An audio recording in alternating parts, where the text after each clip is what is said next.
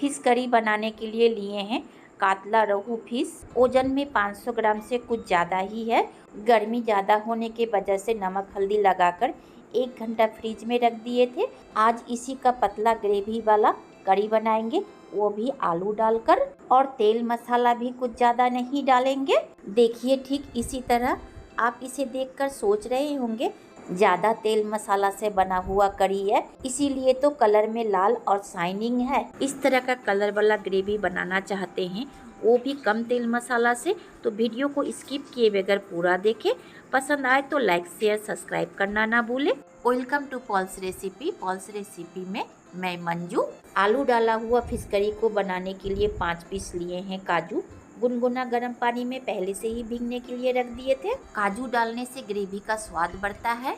1 medium size का कटा हुआ टमाटर, 3 मिर्ची डालकर इन सभी चीजों को पेस्ट बना लेंगे। 3 टीस्पून सरसों का तेल को पहले ही फुल फ्लेम में गरम कर लिए हैं। गरम तेल में आलू डालकर फ्लेम को मीडियम कर दे। मैं 2 आलू को बड़े पीस में कट करके फ्राई कर रही हूँ, आप इससे भी ज्यादा ले सकते हैं।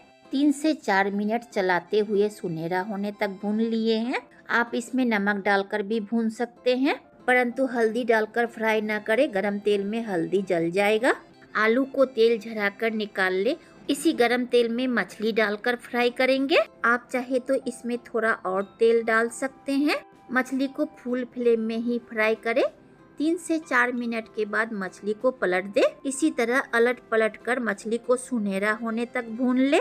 इसे सुनहरा होने तक भूनने में 6 से 7 मिनट का वक्त लगा है। निकालने वक्त अवश्य तेल को झरा कर निकाले। बड़े मछली में अक्सर चर्बी होता है जो फ्राई करने वक्त अपना तेल छोड़ता है। देखिए कढ़ाई में तेल छोड़ा है। इस तरह का मछली खाने में बहुत ही स्वादिष्ट होता है। मछली फ्राई किया हुआ तेल को फेंके ना, उसी में डाले 2 टीस्पून सरसों का तेल।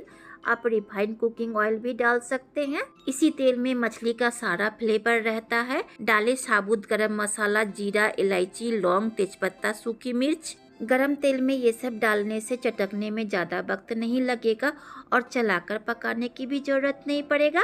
डाले बारीक कटा हुआ प्याज। 2 मीडियम साइज का प्याज को बारीक कट करके डाले हैं। आप इससे भी ज्यादा डाल सकते हैं या फिर पीस कर भी डाल सकते हैं। चलाते हुए सॉफ्ट होने तक पका लिए हैं।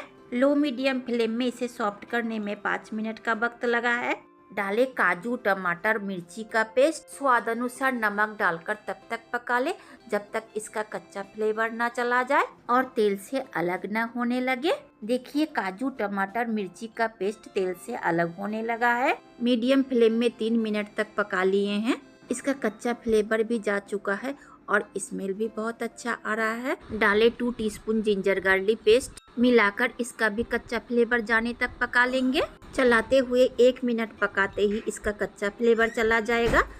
डालेंगे पाउडर मसाला, 1/2 टीस्पून जीरा पाउडर, 1 टीस्पून धनिया पाउडर, 1/2 टीस्पून मिर्ची पाउडर, 1/4 टीस्पून गोल मिर्च पाउडर, 1/2 टीस्पून गरम मसाला पाउडर। कलर के लिए 1 टीस्पून देगी मिर्च पाउडर, 1 टीस्पून हल्दी पाउडर। अगर पाउडर मसाला को पानी में भिगोकर डालते हैं तो पिसा हुआ मसाला का स्वाद आएगा। मसाले को फ्राई करने के लिए डाले 1/4 कप पानी। पानी के साथ सूखा मसाला को अच्छी तरह से मिलाकर 75% मसाले को फ्राई करेंगे। इसका कच्चा फ्लेवर जाने तक ही पकाएंगे। 100% इस मसाले को फ्राई आलू डालकर करेंगे। आलू को तेल में पहले ही मैं फ्राई की हूँ, आप चाहे तो इस जगह कच्चा आलू भी डाल सकते हैं। आलू को मसाले के साथ मिलाकर 25% तक और फ्राई कर लेंगे ताकि मसाला से तेल अलग हो सके। इस तरह आलू डालकर मसाला को कसते हैं तो मसाला और नमक का फ्लेवर अंदर तक जाएगा और आलू थोड़ा सिज भी जाएगा। मसाला से तेल अलग होकर कढ़ाई के तले लगने लगा है।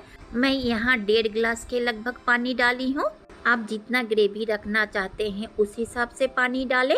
पानी के साथ मसाला और आलू को अच्छी तरह से मिला दे। आलू 50% पहले ही पक चुका है। जो थोड़ा बहुत नहीं पका है उसे ढककर पका लेंगे। 5 मिनट के बाद ढक्कन हटाकर चलाते हुए अवश्य चेक कर ले आलू सीझा है या नहीं। आलू अच्छी तरह से सीज चुका है। आप चाहे तो यहाँ नमक का फ्लेवर भी टेस्ट कर सकते हैं। डाले फ्राई किया हुआ कातला मछली। ग्रेवी के अंदर मछली को डुबो दे। ताकि ग्रेवी का फ्लेवर मछली के अंदर जा सके। कढ़ाई के किनारे लगा हुआ तेल छुड़ाकर ग्रेवी में डाल दे। डाले चीरा लगाया हुआ मिर्ची और हाफ टी स्पून घी। अगर आप इस जगह धनिया पत्ता डालते हैं तो घी ना डालें। दोनों एक साथ डालते हैं तो घी का फ्लेवर आपको नहीं मिलेगा, क्योंकि धनिया पत्ता का फ्लेवर बहुत ही स्ट्रॉन्ग होता है। अच्छी तरह से मिलाकर उबाल आते ही ढक दे। ढककर 2 मिनट तक पका ले। फ्लेम को ऑफ करके इसी तरह ढका रहने दे। गर्म अवस्था में ढककर रखते हैं तो ग्रेवी से तेल अलग हो जाएगा और इसी तरह ग्रेवी लाल दिखेगा। ग्रेवी में मछली डालने के बाद अवश्य 2 मिनट तक पका ले, ताकि मछली का चिमरापन खत्म हो सके। बनकर तैयार है रहू मछली का पतला ग्रेवी। कुछ देर ठंडा होने के बाद ही प्लेटिंग करें। आप इस रेसिपी को चावल, रोटी, पराठा, पूरी के साथ खा सकते हैं। रहू मछली का पतला ग्रेवी बहुत ही टेस्टी बना है। इस तरह से ट्राई कर सकते हैं। पसंद हो तो लाइक करें। अंत तक देखने के लिए धन्यवाद।